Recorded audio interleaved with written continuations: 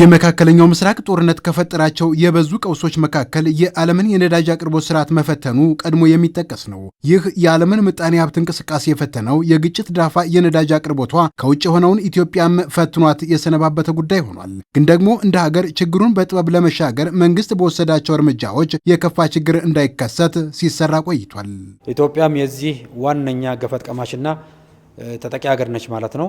ሆኖም ግን መንግስታችን ባደረገው ያለሰለሰ ጥረት በአጠቃላይ አቅርቦት ሳይቋረጥ አየር መንገዳችንም ስራውን በአስተማማኝ መልኩ እንዲቀጥል በማድረግ በተለይ የቤንዚን አቅርቦት፣ የአውሮፕላን ነዳጅ አቅርቦት ከጦርነቱ በፊት በምንም መልኩ ሳይቀነስ በአስተማማኝ መልኩ እንዲቀርብ እየቀጠለ ያለበት ሁኔታ ማድረግ መቻላችን ከብዙ ሀገሮች በሚታይበት ጊዜ ኢኮኖሚያችን እና አጠቃላይ የመንግስት የአመራር ሁኔታ ይህንን ክራይሲስ በመቋቋም ረገድ ከፍተኛና ውጤታማ ስራ ሲሰራ ቆይቷል። እንደዛም ሆኖ ኢትዮጵያ ከመካከለኛው ምስራቅ ታስገባ የነበረው የናፍታ አቅርቦት ሰንሰለት መስተጓጎልና የዋጋ መናር ጋር ተያይዞ የአቅርቦት መጠኑ በግማሽ እንዲቀንስ ሆኗል።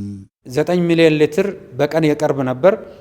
በነበረው አጣዳፊና አስደንጋጭ ሁኔታ የዲፖዎቻችንንም በአስተማማኝ መልኩ መሙላት ስለነበረብን የዓለም ዋጋ በከፍተኛ ደረጃ የናረ ስለሆነ ቁጠባም በኢኮኖሚ ደረጃ ማረጋገጥ ስለነበረብን በተወሰነ ደረጃ የናፍጣ አቅርቦት በግማሽ ተቀንሶ ነበር።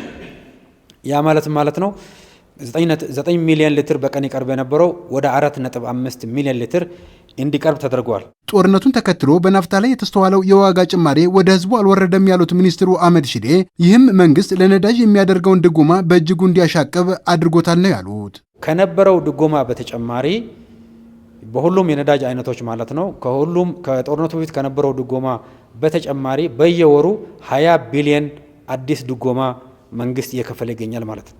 ይሄ ማለት እጥረቱም እንዳለ ሆኖ መንግስት በከፍተኛ ደረጃ ድጎማ እያደረገ መሆኑ የሚያሳይ ነው።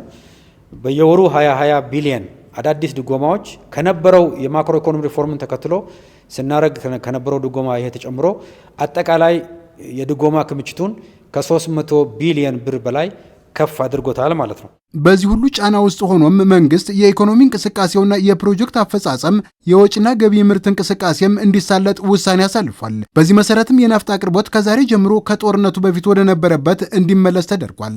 በቀን 4.5 ሚሊዮን ናፍጣ በአገር ደረጃ እናቀርብ የነበረው ከጦርነቱ በፊት ወደ ነበረበት ወደ 9 ሚሊዮን ሊትር የቀን አቅርቦት እንዲመለስ ውሳኔ ተመልሷል። ውሳኔውንም ተግባራዊ በማድረግ ረገድ ለአዲስ አበባ ከተማ ከዛሬ ጀምሮ ከጅቡቲ ከጦርነቱ በፊት ወደ ነበረበት የአቅርቦት መጠን ጭነት ከዛሬው ቀን ጀምሮ መጫን ይጀምራል ማለት ነው። እንዲሁም በክልሎች ደግሞ ለክልሎችም ከነገ ጀምሮ ከጅቡቲ ጭነት የሚጀመር ይሆናል። ስለዚህ የናፍጣ አቅርቦት ከጦርነቱ በፊት ወደ ነበረበት ሙሉ ለሙሉ እንዲመለስ ተወስኗል።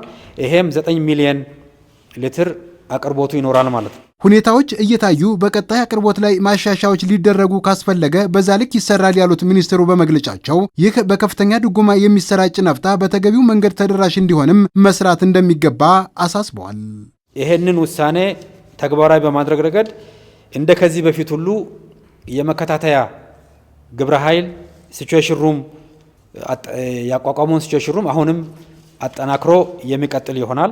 በተለይ ህብረተሰቡ መንግስት በከፍተኛ ድጎማ በልዩ ግዢ ዘዴ በከፍተኛ ዋጋ ዓለም አቀፍ ጫናዎችንም በመቋቋም እያቀረበ ያለው ነዳጅ እጅግ በጣም ወሳኝ ጉዳይ መሆኑን በመገንዘብ ይሄ ምርት ላይ የሚከሰቱ ማጭበርበሮች እና አሻጥሮች ከመንግስት የህግ አስከባሪ አካላት ጎን ለጎን በመሆን ለመቆጣጠር እንዲቻል ህብረተሰቡ የተሟላ ድጋፉን ከመንግስት የተቋማት እና የጸጥታ ግብረ ኃይል ጋር መስራቱን አጠናክሮ እንዲቀጥል አደራ ለማለት እንወዳለን።